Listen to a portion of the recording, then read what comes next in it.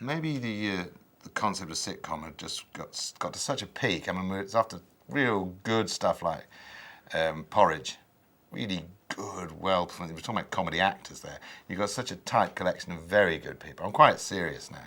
I mean, you got a stable of Rowan, genius, though I say so myself, genius. You've got Tony, genius. You've got Hugh and you've got Stephen. I mean, never mind about me and Aid, you know, geniuses, of course, way up there. But I'll tell you who's my real... Oh, you shouldn't have favourites, it's not fair, but someone who particularly... it's the character of Captain Darling. That's who really...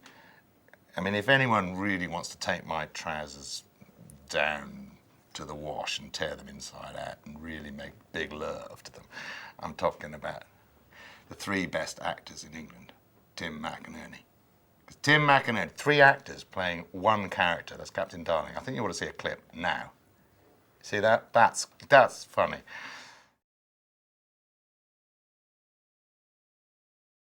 I would like to praise and congratulate the costume department.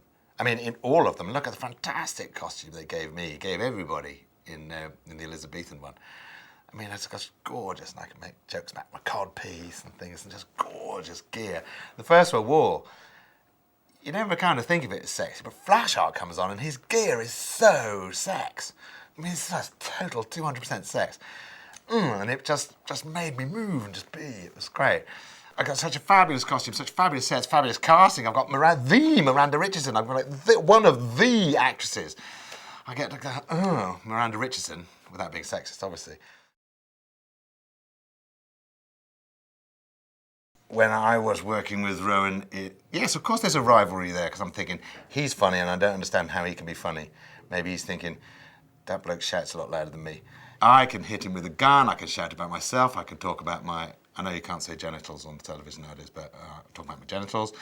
And where's Rowan? Rowan can get his laughs from just 2 words, or just a raised eyebrow, or just his stasis.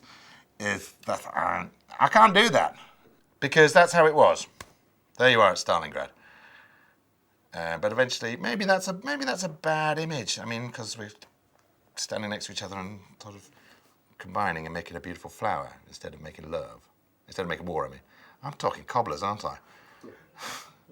Yeah, I'm talking cobblers. Happy Christmas. Now my Christmas present for the people.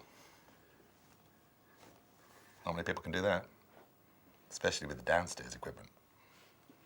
But then we got that mesh then when we got Rowan and I fighting in the trench. The only thing that worried me, you could see my foot moving a little bit, which shows respect for him, when I jam my foot on him and it's supposed to have dog poo on it. I know you can't say that on the television, but I'm just going to say it because I live on the edge. Dog poo.